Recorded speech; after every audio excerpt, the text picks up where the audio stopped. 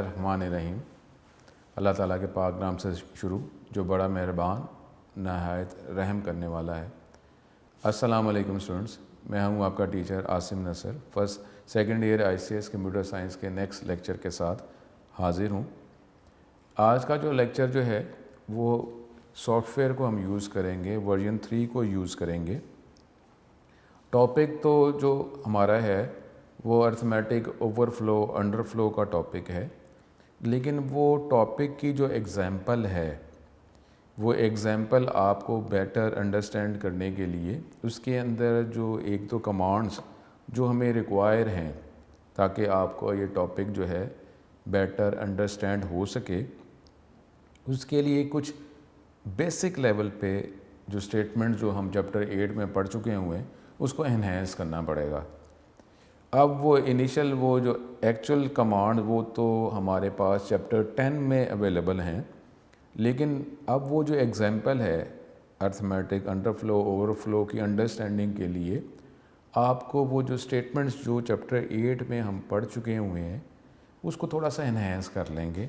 Detail में वो command chapter 10 में पढ़ेंगे, लेकिन अभी चैप्टर 9 के डिफरेंट टॉपिक्स जो हम पढ़ रहे हैं उसको सॉफ्टवेयर में बेटर इम्प्लीमेंट करना, आपको उस टॉपिक के साथ आपकी अंडरस्टैंडिंग बढ़ जाए, इसलिए पहले मैं कुछ स्टेटमेंट जो है कमांड्स को एनहेंस करूँगा, उसकी वर्किंग आपको समझाऊँगा। उसके बाद वो टॉपिक जो था हमारा अंडरफ्लो ओवरफ्लो का टॉपिक जो है एक प्रोग्राम के एग्जाम्पल के तौर पर आपको बेटर समझ आ जाएगा। तो ये इसलिए आज का टॉपिक जो है सॉफ्टवेयर की मज़ीद बेटर वर्किंग के लिए जो है एग्जाम्पल के तौर पर जो हमें चाहिए प्रोग्राम, पहले मैं वो आपको सॉफ्टवेयर की मदद से कुछ बेसिक स्टेटमेंट समझाऊंगा। उसके बाद ओवरफ्लो अंडरफ्लो की एग्जाम्पल हम सॉफ्टवेयर की मदद से ही करेंगे। स्टूडेंट, आज का लेक्चर जो है हम स्टार्ट करते हैं। उसमें सबसे पहले तो आपके जो प्रॉब्लम्स आते हैं लिंक्स का, तो ये लिंक जो है ये कोशिश मैं कर रहा हूँ कि हर टॉपिक से पहले जो है आपको लिंक प्रोवाइड कर दिया जाए। तो ये सी इंस्टॉल करने का जो लिंक है इसको आप डेफिनेटली इंस्टॉल कर चुके होंगे। आज जो हमारा टॉपिक है वो हमने जो ओवरफ्लो और अंडरफ्लो जो है टॉपिक हम जो कर रहे थे उसको एक प्रोग्राम की मदद से देखेंगे। अब स्टूडेंट, ये जो प्रोग्राम जो है मैं आपको ये स्लाइड की मदद से समझा रहा हूँ और उसके बाद जो है एक दो टॉपिक मज़ीद आगे हो जाएंगे, तो इसकी वर्किंग जो है मैं आपको कंप्यूटर की मदद से भी करके बता दूंगा। लेकिन अब जो है इसमें कुछ स्टेटमेंट जो हैं वो जो प्रिंटफ की स्टेटमेंट जो है उसको मज़ीद थोड़ा सा आगे लेके जाऊंगा।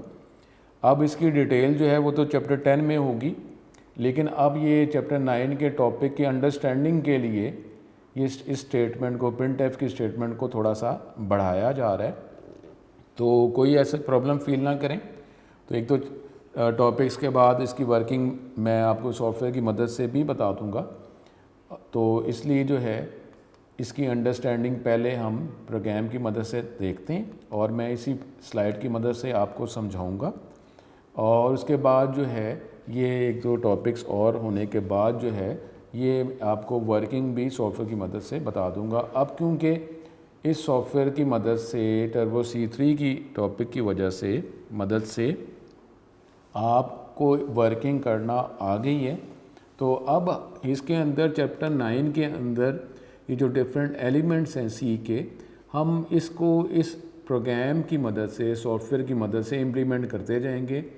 और अब क्योंकि आपको चैप्टर 8 के अंदर इस सॉफ्टवेयर को चलाने का तरीका डिटेल में बताया गया था, अब ये प्रोग्राम कैसे लिखते हैं, स्टेप्स कैसे लिखते हैं, कैसे एक्सिक्यूट करते हैं वो आपको पता है। अब ये जो प्रोग्राम जो आपको बताया जा रहा है और इसके अंदर मज़ीद जो सी लैंग्वेज के एलिमेंट शामिल किए जा रहे हैं, तो अब आपको ये पता है कि ये प्रोग्राम किधर लिखना है, कैसे इसको चलाया जाता है, एरर्स आते हैं तो कैसे सॉल्व किया जाता है। तो इसलिए मेरा नहीं ख्याल कि अब आपको अंडरस्टैंडिंग में कोई लिखने में एग्जीक्यूट करने में प्रॉब्लम आएगा, लेकिन फिर भी वक्त के साथ साथ जो है मैं इसको सॉफ्टवेयर में इम्प्लीमेंट करके भी आपको दिखाता रहूँगा। टॉपिक है हमारे पास ओवरफ्लो और अंडरफ्लो, और हमने ये बात की थी कि जो भी हम वेरिएबल बनाते हैं हर वेरिएबल की कोई ना कोई टाइप होती है उसका। अब साथ ही नंबर ऑफ़ बाइट्स होते हैं और साथ ये भी होता है कि किस रेंज में वैल्यूज़ उसमें रखी जा सकती है। और बेटर डिज़ाइनिंग में होता है कि आपने ये सोचना होता है कि ये वेरिएबल जिस टाइप का बना रहे हैं और इसकी जो रेंज जो उसके अंदर अवेलेबल है, क्या आपकी वैल्यू जो उसके अंदर आपने एंटर करना है, लिखनी है, एग्जीक्यूट करना है, प्रोसेस करना है, क्या उसकी वैल्यू उसी रेंज में है, तो फिर ही आप उसी के अकॉर्डिंगली वेरिएबल बनाएंगे। लेकिन अगर रेंज जो है मैक्सिमम वैल्यू से बड़ी वैल्यू आ जाती है प्रोसेसिंग करते हुए या आप वैल्यू पुट करते हैं, तो क्या होता है, तो ये डिज़ाइनिंग, बेटर डिज़ाइनिंग में तो ये है कि वेरिएबल ही उस टाइप का बनाए जिसकी रेंज जो है उसके अंदर अंदर वैल्यूज़ आती हों। लेकिन ओवरफ्लो अंडरफ्लो जो है वो प्रोग्राम की एग्जांपल से आपको बताया जा रहा है। ये इसमें कुछ स्टेटमेंट जो हैं उसकी वर्किंग बढ़ रही है, वो मैं आपको बताता हूँ। साथ साथ आपने प्लेन जो है ये प्रोग्राम टाइप करना है और जो है ये ओवरफ्लो अंडरफ्लो जो एरर है, ये क्या एरर है, ये लॉजिकल एरर है, ये आपको कोई सिंटेक्स एरर नहीं है। आपने प्रोग्राम की डिज़ाइनिंग ठीक नहीं की, वैल्यू जो पुट कर रहे हैं या प्रोसेसिंग करके जो वैल्यू उस रेंज से बढ़ रही है आइदर मिनिमम और मैक्सिमम, तो ये एक लॉजिकल एरर है, ये नहीं आना चाहिए। लेकिन आपको जस्ट इस टॉपिक की अटैचमेंट के साथ ये प्रोग्राम एग्जाम्पल के तौर पर दिखाया जा रहा है, अदरवाइज ये एक थ्योरेटिकल टॉपिक है। ठीक है, अब यहाँ पे हमने ये देखें, ये जो हमने प्रोग्राम जो लिखा है इसमें एक वेरिएबल बनाया है TEMPVAR इसका नाम है, इंटीजर टाइप है और इसमें वैल्यू हमने इनिशियलाइज़ कर दी। ठीक है, और आपको पता है ये इंटीजर टाइप जो वेरिएबल होता है ये 2 बाइट्स एलोकेट करता है मेमोरी में और इसकी रेंज क्या है, -3 to 768 से +3 to 767, यानी अभी जो हमने वैल्यूज़ में रखी है वो लॉजिकली जो थ्योरेटिकली हमें पता है नॉलेज, मैक्सिमम वैल्यूज़ में स्टोर करवा दी है 3 to 767। ठीक है, अब ये प्रिंटफ की स्टेटमेंट पे ज़रा वर्किंग हमने देखनी है। प्रिंटफ की स्टेटमेंट को थोड़ा सा बढ़ाया है, डिटेल में चैप्टर 10 के अंदर है, लेकिन अब ये प्रोग्राम क्योंकि एग्जांपल के तौर पर आपको अंडरफ्लो और फ्लो समझाया जा रहा है और ये लॉजिकल एरर है, इसलिए स्टेटमेंट को थोड़ा सा बढ़ाया है। तो ये मैं आपको जो प्रीवियस लेक्चर से कर रहा था, अब मज़ीद इसको मैं आपको इस लेक्चर में इसको कंप्लीट करूँगा, तो स्टूडेंट इस पर तवज्जो करें। अब प्रिंटफ जो है, प्रिंटफ के अंदर जो है ये फंक्शन है, पेरेंथेसिस आपने लगाए हैं, पेरेंथेसिस के अंदर हम आर्गुमेंट वैल्यू पैरामीटर प्रोवाइड करते हैं।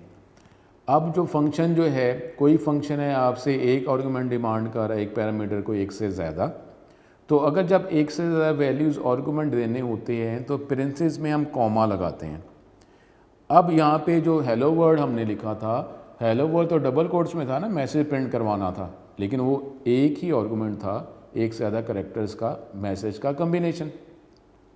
लेकिन अब ये जो प्रिंटफ है इसमें हम कॉमा लगा रहे हैं। कॉमा का मतलब क्या है, अब 2 हिस्से बता रहे हैं, एक कॉमा से पहले स्टार्टिंग पेरेंथेसिस से और एक कॉमा से लेकर क्लोजिंग पेरेंथेसिस तक 2 आर्गुमेंट बता रहे हैं, 2 हिस्से बता रहे हैं। ठीक है, अब प्रिंटफ जो है मैंने पहले ही कहा है डिटेल में चैप्टर 10 में होगा, लेकिन कोई ऐसा प्रॉब्लम नहीं है, इसको अभी इस टॉपिक के अंडरस्टैंडिंग में हम यूज़ कर रहे हैं। अब इसमें क्या हुआ कि एक तो हिस्सा कॉमा से स्टार्टिंग पेरेंथेसिस तक एक हिस्सा है और कॉमे से क्लोजिंग पेरेंथेसिस तक एक हिस्सा है, अब 2 हिस्से हो गए।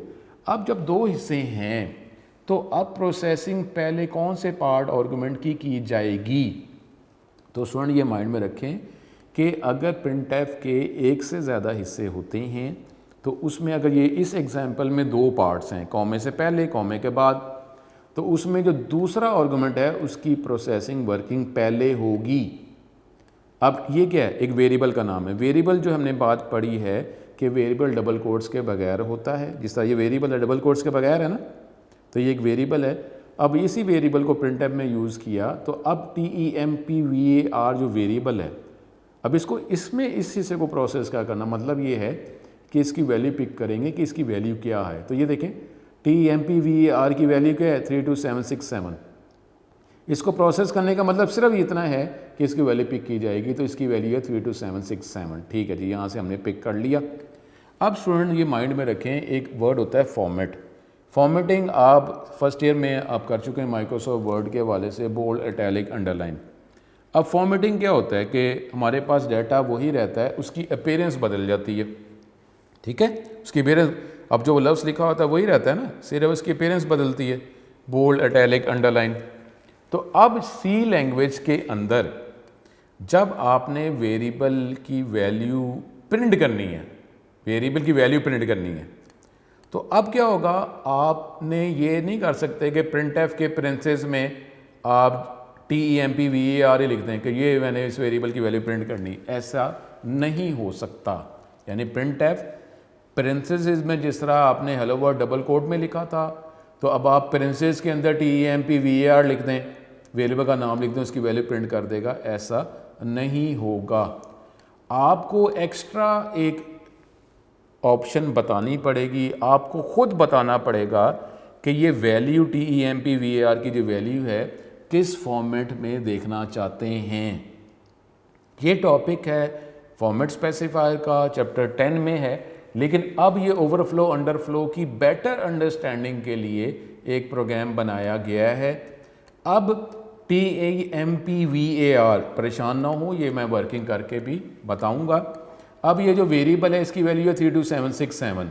अब अगर देखा जाए कि आप ये कहेंगे सर ये TEMP VAR जो है ये इंटीजर टाइप का हमने बनाया तो हुआ है, अब इस वेरिएबल की वैल्यू प्रिंट करना चाह रहे हैं और हम ये चाह रहे हैं कि ठीक है ये इंटीजर फॉर्म में ही मुझे 32767 एज इट इज़ ही प्रिंट करना है, तो सिंपली मैं प्रिंट टाइप में TEMP VAR का नाम लिखूँ, वो प्रिंट कर दे। तो स्टूडेंट ऐसा सी लैंग्वेज में नहीं होता।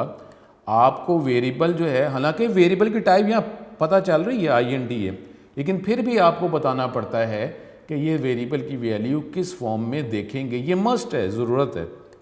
अब इसके लिए जो TEMP VAR तो लिख दिया, लेकिन आपको जो पहला हिस्सा है यानी कॉमे से लेकर प्रिंसेस से लेकर कॉमे तक, ये जो हिस्सा है जिसको डबल कोट्स में हम लिखते हैं, ये लाजमी पहला हिस्सा डबल कोट में ही होता है। तो अब इसके अंदर आप बताएंगे कि TEMP VAR किस फॉर्मेट में देखना चाहते हैं। अब वो बताने के लिए डबल कोट के अंदर ये एक परसेंटेज, ये परसेंटेज निकल नहीं रही है, बल्कि आप एक करैक्टर में यानी परसेंटेज के बाद एक करैक्टर आप ये फॉर्मेट बता रहे हैं। %D बोलने को परसेंटेज कह रहे हैं, फॉर्मेट स्पेसिफायर है, यानी आप ये बता रहे हैं कि डेसिमल D लिख दें या I लिख दें, %D या I, ये एक ही बात होती है जो हमने बात की थी, जिस तरीके से इंटीजर और शॉर्ट जो है एक ही बात है। इसी तरीके से अब TEMP का वेरिएबल जो है, इसका किस टाइप का वेरिएबल बनाया है, इंटीजर फॉर्म का।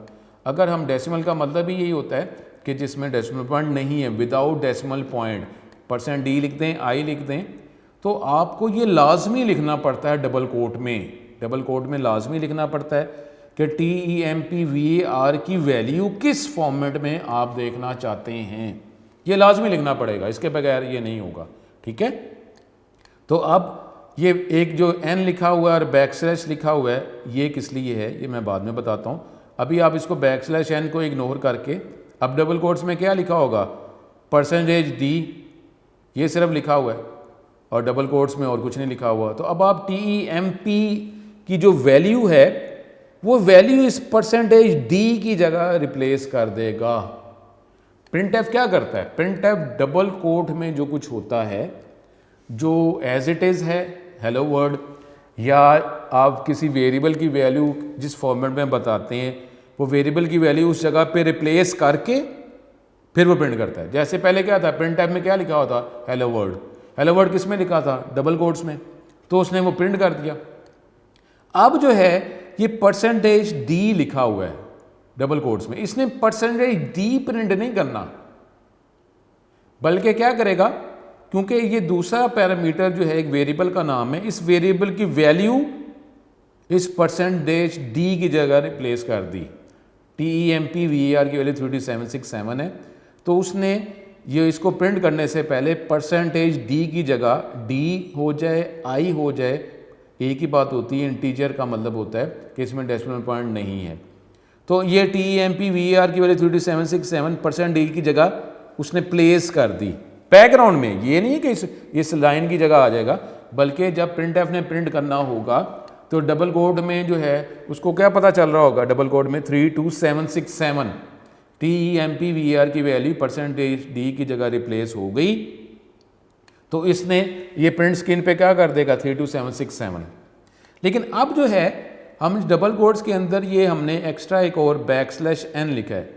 ये क्या होता है, देखिए ना प्रिंट जो है, अगर इसके बाद मैंने मज़ीद जिस तरह हम हेलो वर्ल्ड कर रहे थे, बार बार मैसेज प्रिंट कर रहे थे, तो मैसेज क्या आ रहा था, एक के साथ साथ ही आ रहा था ना, मैसेज प्रिंट हुआ, उसके बाद जो है हम साथ ही अगला मैसेज अगर कोई था वो साथ ही प्रिंट होता जा रहा है। लेकिन हमने क्लियर स्क्रीन लगाया, क्लियर स्क्रीन से वो आउटपुट जो है वो नज़र आनी ख़त्म हो गई। लेकिन अगर हम ये चाहते हैं कि एक मैसेज के बाद दूसरा मैसेज अगली लाइन पर आए, एक मैसेज के बाद जो भी प्रिंट करना चाह रहे हैं, चाहे वो मैसेज है, स्ट्रिंग है, चाहे वेरिएबल की वैल्यू है, तो अगला जो प्रिंट जो है वो अगली लाइन पर उसका आंसर देखना चाह रहे हैं, तो उसके लिए जो है ये एक टॉपिक है, ये भी चैप्टर 10 में है, लेकिन आपकी ये वर्किंग बेटर बनाने के लिए बताया जा रहा है। तो आप जो है \, और n का मतलब है न्यू लाइन, यानी इसका ताल्लुक जो है ना वो असल में अगली जो प्रिंट है उसके साथ होगा। एक प्रिंट किया आपने, एक प्रिंट करने के बाद अगर अगला प्रिंट इस्तेमाल करेंगे तो क्या करता है, एक मैसेज के साथ अगला मैसेज साथ ही जुड़ जाता है ना। लेकिन हम ये चाह रहे हैं कि एक मैसेज के बाद अगला मैसेज अगली लाइन पे प्रिंट करे, जिसके लिए आपने ये प्रिंट जो है ये क्या करेगा, ये 32767 की वैल्यू प्रिंट कर देगा। लेकिन आप अगले प्रिंट के लिए कह रहे हैं \n, यानी डिवाइड का साइन नहीं है, डिवाइड से रिवर्स एंगल का साइन है। n का मतलब है न्यू लाइन, न्यू लाइन का मतलब है अब जो अगला printf जो आएगा, जो प्रिंट करेगा, वो इसी लाइन पे, जो आउटपुट विंडो में इसी लाइन पे मैसेज प्रिंट ना कर दे, बल्कि अगली लाइन पे प्रिंट करे। तो अब जो है ये क्या करेगा, ये जो लाइन है ये करेगी कि 32767 की वैल्यू प्रिंट कर देगा, और उसके बाद अगला ये printf, ये तो ये आ रहा है ना, तो इसका जो आंसर होगा वो अगली लाइन पे प्रिंट होगा। अब ये लाइन प्रिंट क्या करेगी 32767, इसने ये प्रिंट करना है। प्रिंट करने के बाद अब इस लाइन का जवाब क्या है, ये आप इसको अभी आप अपने कंप्यूटर में वर्किंग करें। ये मैं आपके लिए जो काम जो है वो बता रहा हूँ, थोड़ा सा वर्किंग बता रहा हूँ, और ये आप वर्किंग करें। आप इसमें थोड़ा सा इसमें सॉफ्टवेयर को यूज़ करें, वर्किंग करें। उसके बाद जो अगले लेक्चर्स हैं उसमें मैं आपको सॉल्व करूँ, ताकि आप थोड़ी सी इसकी वर्किंग करें ना, देखें।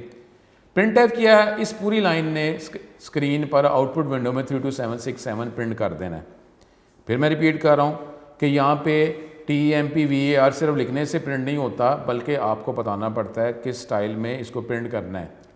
तो अब TMPVAR की वैल्यू 32767 है, उसने %d की जगह प्रिंटफ को ये मिला, डबल कोड के अंदर क्या मिला 32767, उसने प्रिंट कर दिया। \n जो है ये अगले प्रिंटफ के लिए है कि अगला जो जवाब है अगली लाइन पे प्रिंट हो। ये अगले \n का इफेक्ट अगले प्रिंटफ पे होगा। तो हमने जो है ये \n लगाया। अब ये प्रिंटफ की लाइन है, जो कुछ भी प्रिंट करेगा ये अगली लाइन पे प्रिंट करेगा। अब इस लाइन का मतलब क्या है, स्क्रीन पर 32767 नज़र आ गया। और हमने क्या किया, अब TMP के वेरिएबल के अंदर हमने एक वैल्यू बढ़ा दी। TMPVAR की पुरानी वैल्यू क्या है 32767, उसमें 1 ऐड किया तो क्या बन गया 32768। तो अब ये इंटीजर टाइप जो वेरिएबल है इसमें 32768 हो सकता है, नहीं हो सकता, रेंज से बढ़ गया। अब ये तो लॉजिकली ओवरफ्लो हो गया, लेकिन ये करेगा क्या, ये एक टॉपिक है सर्कुलर, सर्कुलर का मतलब घूमना सर्कल में, ठीक है। अब 32767 एक एंड पर 32767 बड़ी वैल्यू है, लेकिन इसको जब रिवर्स करते हैं, दूसरे अब नेगेटिव में जाते हैं, तो रेंज है ना -32768 से लेकर +32767, ये रेंज है वैल्यूज़ की, -32768 से +32767। जब 32767 में 1 ऐड करते हैं तो अभी क्या नज़र आ रहा है कि ये 32768 होगा, लेकिन 32767 जो है इससे आगे तो इंटीजर वैल्यू इस रेंज में मौजूद ही नहीं है। तो ये क्या करेगा, हमने क्या बात की थी, लॉजिकल एरर है। लॉजिकल एरर जो है ये हमें कोई एरर नहीं देता, बल्कि अनएक्सपेक्टेड आंसर देता है। तो अब ये क्या करेगा, 32767 में जब 1 ऐड किया तो 32768 नहीं होगा, बल्कि क्या करेगा, रिवर्स में लूप में घूमेगा और 32767 से अगर दूसरे मिनिमम वैल्यू तक जाते हैं तो मिनिमम वैल्यू क्या है -32768। तो जब 1 ऐड करेंगे तो हमें तो ये लग रहा है ना 1 ऐड करेंगे तो 32768 हो जाएगा, लेकिन ऐसे नहीं करेगा। वो मिनिमम वैल्यू जो है वो शो कर देगा। मिनिमम वैल्यू जब करेगा तो TEMP में क्या चला जाएगा -32768। देखें ये लॉजिकल एरर है, कोई प्रोग्राम में एरर नहीं आया बल्कि उसने आंसर गलत कर दिया। आप समझते हैं 32768, लेकिन इसने क्या किया मिनिमम वैल्यू जो है TEMP आपने ऐड 1 किया, लेकिन इसने क्या रख दिया -32768। अब ये TEMP में 1 ऐड करके 32768 नहीं हुआ बल्कि 3276 नहीं हुआ बल्कि -32768 हो गया, जो इसकी मिनिमम वैल्यू है। तो ये इस वेरिएबल में चला गया। अब आप जब इसको प्रिंट करेंगे तो ये क्या करेगा, फिर वही बात है, वेरिएबल की वैल्यू प्रिंट करनी है तो ऐसे प्रिंट नहीं होता, बल्कि पहले डबल कोड के अंदर %d लगाना पड़ता है। तो अब आप ये जो प्रिंट करेगा, ये प्रिंट करेगा -32768। हम समझते थे 1 ऐड किया तो 32768 आ जाएगा, लेकिन ये मैक्सिमम वैल्यू के बाद रिवर्स हुआ, सर्कल में आया और इसने जो मिनिमम वैल्यू जो है उसमें प्लेस कर दी। हालांकि ये तो नहीं किया था हमने। ये प्रिंट करेंगे तो इस printf की वैल्यू क्या होगी -32768। अब ये \n ये अगली लाइन पे प्रिंट करने के लिए है, ये मैं वर्किंग में, ये आप इसकी वर्किंग करें, परेशान ना हो। ये आपको थोड़ा सा लैब वर्क दिया गया है, प्रोग्राम लिखा हुआ है, आपने प्रोग्राम चलाना है और इसका जो है आंसर देखना है। तो फिर जो है मैं ये इसको सॉल्व करूँगा, मैं आपको करके बताऊँगा। अब जो है, अब आपने इसकी वैल्यू जो है वो माइनस कर दी। देखें अभी वैल्यू क्या थी -32768, -32768 है ना। अब आपने क्या किया, उसी वेरिएबल में जो -32768 था उसमें एक वैल्यू माइनस कर दी। अब मिनिमम वैल्यू क्या थी -32768, उससे आप एक माइनस कर रहे हैं तो -3276 जो है वो क्या होगा 9 तो नहीं होगा ना। हम तो ये कह रहे हैं कि जब कम करेंगे तो एक वैल्यू और कम हो जाएगी, -32768 में से वैल्यू कम कर दी तो एक वैल्यू और कम हो जाएगी, लेकिन ऐसा नहीं होगा। अब वो क्या करेगा, हालांकि वैल्यू कम होनी चाहिए माइनस, जिस तरह माइनस का मतलब माइनस करना, तो वो एक वैल्यू माइनस नहीं करेगा बल्कि वो घूम के सर्कल में आके अब वो मैक्सिमम वैल्यू जो है -32767 आ जाएगा, वो प्लेस कर देगा। क्योंकि ये हमारे पास, अब ये जो प्रिंट करेंगे TEMP तो ये वैल्यू 32767 प्रिंट कर देगा। ठीक है, अब ये जो चीज़ें जो हैं ये मैं आपको दोबारा रिपीट करता हूँ, और ये इस प्रोग्राम के अंदर काफ़ी ज़्यादा वर्किंग जो है वो आपको ये बढ़ाई गई है ताकि जो है आप ये इसको लैब वर्क में करें। अब मैं रिपीट करता हूँ इस प्रोग्राम को। पहले TEMP का वेरिएबल था, उसमें 32767 प्लेस किया, ठीक हो गया। अब आप जब प्रिंट करेंगे, ये वेरिएबल प्रिंट कराने का ये कमांड है, %d फॉर्मेट बताना पड़ता है। परेशान ना हो, वेरिएबल आपने प्रिंट करना है तो बताना पड़ रहा है, %d लिखें या i लिखें, तो ये वेरिएबल ऐसे ही प्रिंट होता है C लैंग्वेज में। परेशान हो, ये एक रूल है, इसके मुताबिक आपको करना पड़ेगा। तो डबल कोट्स में आपने बताया कि ये वेरिएबल की वैल्यू किस स्टाइल में, किस फॉर्मेट में प्रिंट करना चाहते हैं। मैंने %d बताया, इसका मतलब है ये जो कमांड है ये असल में क्या कर रही है, ये TEMP के वेरिएबल को प्रिंट ही कर रही है। तो इसकी वैल्यू क्या थी 32767, उसने प्रिंट कर दिया। ठीक है, उसके बाद आपने वेरिएबल में वैल्यू बढ़ा दी, पुरानी वैल्यू में 1 ऐड किया, उसी वेरिएबल में स्टोर करवा दिया। तो अब ये इसका जवाब क्या था कि वैसे प्लस करते तो इसका जवाब आना था 32768। लेकिन आपको पता है कि ये जो वेरिएबल इंटीजर टाइप है इसकी मैक्सिमम वैल्यू ही 32767 है, तो इससे बड़ी वैल्यू तो इसके अंदर स्टोर करने की कैपेसिटी ही नहीं है। अब हम जब 1 ऐड करेंगे तो 32768 नहीं होगा। ये लॉजिकल एरर है, आपको हैंडल खुद करना था। तो ये लॉजिकल एरर है, तो ये क्या करेगा 1 ऐड करके 32768 नहीं करेगा, बल्कि इसके अंदर घूम कर सर्कल में आकर मिनिमम वैल्यू जो है इसमें स्टोर कर देगा TEMP में। अब आप जब प्रिंट करवाएंगे, ये जो प्रिंट करेगा printf, तो ये प्रिंट करेगा -32768। ऐड किया 1, लेकिन उसने वेरिएबल में क्या स्टोर किया -32768। अब आपने क्या किया, उसी वेरिएबल के अंदर -32768 के अंदर ही 1 माइनस कर रहे हैं। तो ये हम क्या कहते थे, अब ये तो उसके अंदर रेंज ही ये माइनस कम से कम वैल्यू -3276 8 ही है, लेकिन उसमें आप मज़ीद 1 ऐड माइनस करना चाह रहे हैं तो वो तो हो नहीं सकता। -3 to 7 6 ये लॉजिकल एरर है। तो अब वो क्या करेगा, बजाय इसके उसमें से 1 माइनस करता, फिर वो सर्कल में आकर वो जो है दूसरे एंड पर जो मैक्सिमम वैल्यू थी पॉजिटिव में वो उसने इसमें स्टोर कर दिया। यानी क्या मतलब है, कंक्लूड करूं, इस प्रिंटफ का जवाब है 32767, इस प्रिंटफ का जवाब है -32768 और इस प्रिंटफ का फिर दोबारा जवाब है 32767, ये प्रिंट करेगा। अब getch एक और कमांड है इसके अंदर। आप देखें जब प्रोग्राम चलाते हैं तो कंट्रोल F9 करते हैं, कंट्रोल F9 के बाद आपको ऑल्ट F5 करना पड़ता है जवाब देखने के लिए। तो अभी जो है इनिशियल लेवल पे आपको यहाँ पे getch एक और गेट कैरेक्टर ये कमांड बता दी गई कि अब ये प्रोग्राम के आखिर में नॉर्मली हम लिखते हैं ज़्यादातर। अब ये क्या करता है कि ये फ़िलहाल ये प्रोग्राम को आपको ऑल्ट F5 बचाने के लिए कि ऑल्ट F5 ना करना पड़े, आप ये getch यूज़ कर रहे हैं, getch की कमांड लिख रहे हैं। अब आप कंट्रोल F9 ही करेंगे तो आपको प्रोग्राम का जवाब नज़र आ जाएगा। कोई भी बटन प्रेस करेंगे तो वापस एडिट विंडो में चले जाएंगे।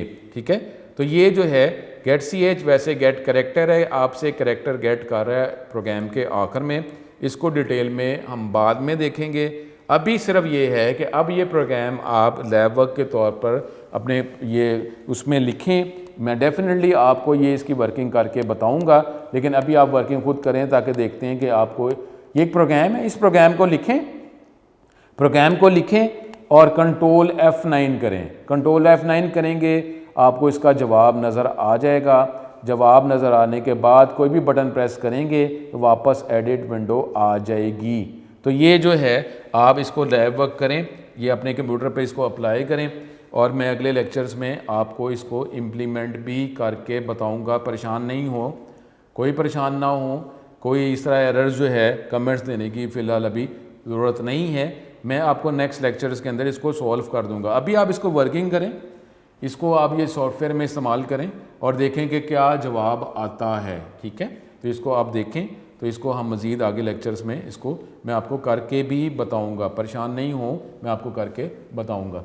तो ये जो है अभी हमारे पास ये टॉपिक जो है ये ओवरफ्लो अंडरफ्लो का ख़त्म हुआ, लेकिन अब ये आगे टॉपिक जो है वो तो अभी टॉपिक है ना, सिलेबस ख़त्म तो नहीं हो गया, तो उसको हम टॉपिक देखते हैं। इस टॉपिक की मैं वर्किंग डेफिनेटली आपको करके बताऊंगा, परेशान नहीं हो। अब जो है हमारे पास ये आप सॉफ्टवेयर की मदद से इसको करें। अब नेक्स्ट टॉपिक जो है हमारे पास वो जब हम रियल वैल्यूज़, हमने इंटीजर क्या तो ये हमने अर्थमेटिक अंडरफ्लो ओवरफ्लो का हमने टॉपिक कर लिया था, लेकिन अब जो है अगर आप रियल वैल्यूज़ हैं, फ्लोटिंग पॉइंट है, जब उस पर आप वर्किंग करते हैं तो कुछ प्रॉब्लम इसमें भी हमें फेस करने पड़ जाते हैं। अब उन प्रॉब्लम्स को डिस्कस करते हैं। अब जब आप रियल वैल्यू जब डेसिमल पॉइंट होता है, जब उसमें आप वर्किंग करते हैं तो उसमें भी आपको कुछ प्रॉब्लम फेस करने पड़ जाते हैं। वो क्या है, ये छोटे छोटे टॉपिक्स हैं, ये भी लॉजिकल टॉपिक्स हैं, इसको देखें। जो नॉर्मली जो लॉजिकल होते हैं ना, उसका जब आप वर्किंग करते हैं तो वो एरर नहीं आता, ये आपको माइंड में ही रखना पड़ता है कि ये एक एरर है तो ये नहीं होना चाहिए। लॉजिकल एरर जो है वो आपको कंपाइलर थोड़ी डिटेक्ट करता है। तो अब ये होता है कि इसके रिजल्ट में हमारे पास एरर नहीं आता, अनएक्सपेक्टेड आंसर आता है। तो हमने ये अर्थमेटिक ओवरफ्लो अंडरफ्लो देख लिया। अब उसमें भी हमने ये प्रोग्राम एक एग्जांपल के तौर पे किया, जो हम समझते थे कुछ और आंसर आएगा लेकिन आंसर कुछ और आ रहा है। इसी तरीके से जब आप रियल वैल्यूज़ के अंदर फ्लोटिंग पॉइंट के अंदर वर्किंग करते हैं तो उसमें भी हमें कुछ प्रॉब्लम्स फेस करने पड़ जाते हैं। इन बातों को भी ज़हन में रखना पड़ता है। एक है कैंसलेशन एरर। कैंसलेशन एरर या जिसको आप न्यूमेरिकल कैंसलेशन कहते हैं, ये वो टर्म है जब dead relative error increases when two numbers almost cancel each other, एक दूसरे को वो कैंसिल ही कर देता है। अब ये क्या मतलब है, अब कैंसलेशन एरर जो है यानी हम प्रोसेस कर रहे हैं लेकिन वो जो हमारे पास दो वैल्यूज़ हैं वो एक दूसरे को कैंसिल आउट कर रही हैं। अब कैसे, cancellation errors occur due to the manipulation of very large and very small floating point numbers. अब देखें ना, अब आप जब मैथ में वर्किंग करते हैं तो उसमें एक फैक्टर नहीं होता राउंडिंग का, कि जी हमें एक्यूरेसी जो है, एक्यूरेसी तो ये है कि जितने डेसिमल पॉइंट में आंसर आ रहा है वो उतना ही रिटर्न हो, लेकिन हम उसको राउंडिंग करते हैं। राउंडिंग करने से क्या होता है, एक्यूरेसी इफेक्ट हो जाती है, लेकिन हमें इतना लेंथी आंसर रिक्वायर नहीं होता।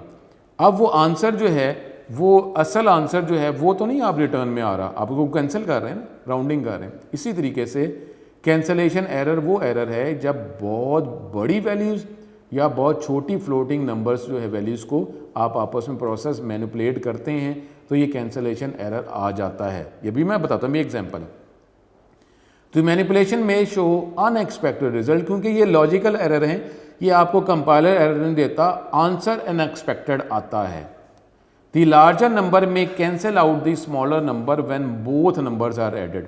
अब एक बहुत बड़ा नंबर है एक और एक जो है छोटा नंबर है, तो उनका वैसे ही इतना डिफरेंस है, तो उसको जब आप ऐड करते हैं तो बड़ा नंबर जो है छोटे नंबर को कैंसिल आउट कर देता है। अभी हम देखते हैं example. Suppose the user adds in number 1970.0 और ये कितने ज़्यादा ज़ीरोज़ हैं, इनको वो ऐड करना चाह रहा है। अब ये देखें, इसमें डेसिमल पॉइंट ज़्यादा है लेकिन बड़ी वैल्यू तो 1970 ही है ना। हम दोनों को आप ऐड करें, अगर आप राउंडिंग की बात करें तो राउंडिंग में तो इसका जवाब आप क्या निकालेंगे, 1970, क्योंकि सर इतने डेसिमल प्लेसेस हैं, मुझे इतने डेसिमल प्लेसेस रिक्वायर्ड नहीं है। अगर आप 2 डेसिमल प्लेसेस की बात करते हैं, दोनों को ऐड करेंगे तो जवाब क्या आएगा, 1970। ठीक है, अब वो 1970 जब आप राउंडिंग करते हैं तो 2 प्लेसेस तो आप 1970 करेंगे, तो आप इसको बाकी को ख़त्म कर देंगे। अब रिजल्ट ऑफ दिस एडिशन क्या आ जाएगा, 1970। अब वो राउंडिंग करते हैं फिर भी यही है, लेकिन असल में इसका जवाब क्या था कि 1970, और जितने ज़ीरोज़ और ये जो वैल्यूज़ हैं ये डेसिमल पॉइंट के बाद आनी थी ना, यानी 1970 और जितने ज़ीरो कितने हैं, 1 2 3 4 5 6 ज़ीरोज़, इस दोनों को ऐड करने का जवाब क्या था, 1970 पॉइंट, फिर 6 टाइम्स ज़ीरोज़, फिर 1243 जवाब होना है। दोनों तो नंबर्स को ऐड करेंगे तो दोनों के एग्जैक्ट ऐड तो यही बनता है ना, 1970 और ये पॉइंट के बाद 6 ज़ीरो और 1243, ये जवाब आए, यानी 1970 पॉइंट 6 ज़ीरोज़ 1243।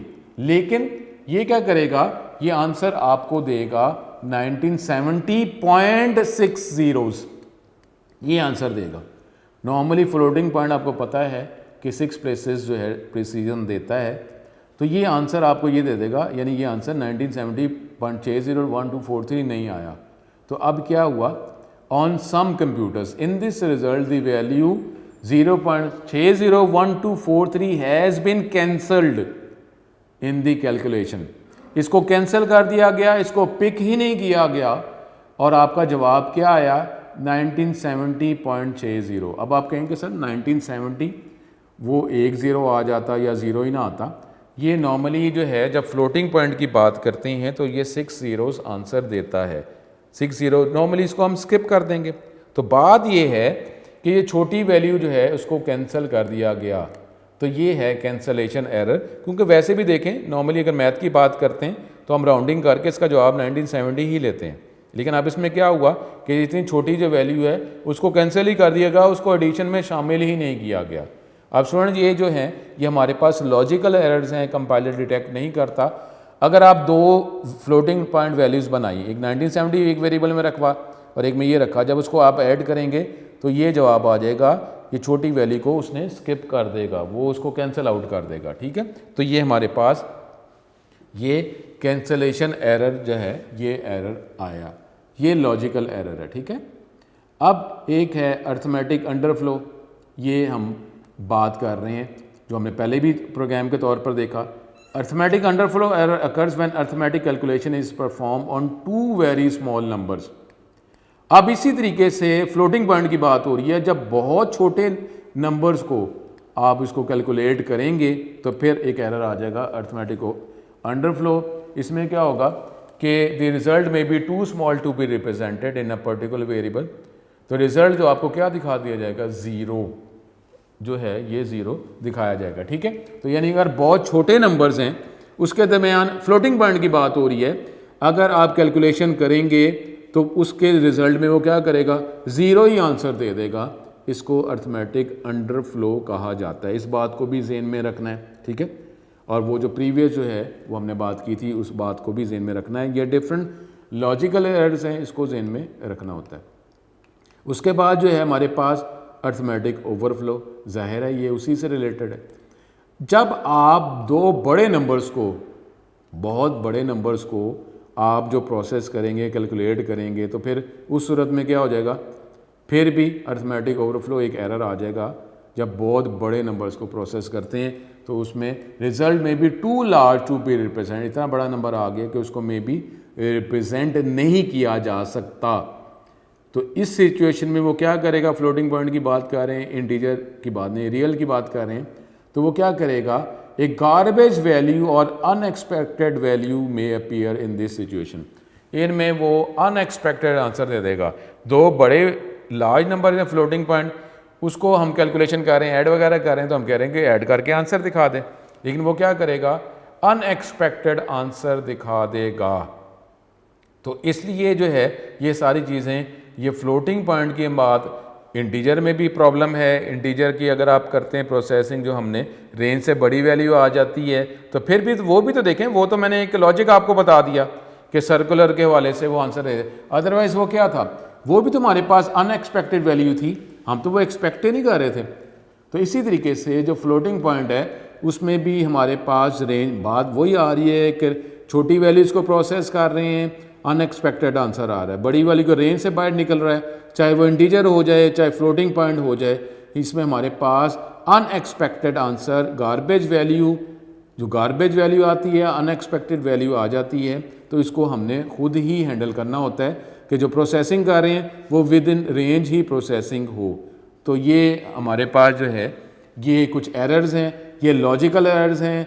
अब ये जब आप वर्किंग कर रहे होते हैं, छोटी वैल्यूज़ रेंज से बाहर निकल रही है, बड़ी वैल्यू रेंज से बाहर निकल रही है, चाहे हम इंटीजर की बात कर रहे हैं चाहे वो डेसिमल पॉइंट उसमें है, रियल वैल्यूज़ हैं, तो उसमें ऐसे ही एरर्स जो हैं देखने को मिल जाते हैं। अब उसमें जो है डिबगिंग फीचर्स के ज़रिए भी हम देख सकते हैं कि वेरिएबल की वैल्यू ये क्या आ गई है। तो डेफिनेटली जो है आप बड़े टाइप का वेरिएबल बना लें जिसमें रेंज बढ़ जाए, वो वेरिएबल कर लें। देखें आपने एक वेरिएबल बनाया, चाहे वो इंटीजर था चाहे वो रियल था, अब आपने वर्किंग की तो आपको ये पता होना चाहिए ना कि उसकी जो वर्किंग प्रोसेसिंग जो है रेंज के अंदर अंदर ही हो। अगर रेंज से बाहर वैल्यू जा रही है प्रोसेसिंग करने से, इसका मतलब है आपने डिज़ाइनिंग सही नहीं की हुई, वेरिएबल जो बनाया वो कम रेंज का आपने बनाया हुआ है। तो आप बड़ी रेंज का वेरिएबल बना लें, इसका मतलब डिज़ाइनिंग में मिस्टेक है। बड़ी रेंज का वेरिएबल बनाएं, ऐसा वेरिएबल बनाएं जिसकी रेंज जो है ज़्यादा है, जिसके आप जो प्रोसेसिंग करेंगे उसके अंदर वो वैल्यू आ जाएगी, तो आप वो वेरिएबल बना लें। तो ये जो है ये कुछ एरर्स हैं, ये जब आप डेसिमल पॉइंट जो है वो रखवाते हैं, ये नहीं रखवाते, उसके अंदर ये एरर्स आ जाते हैं।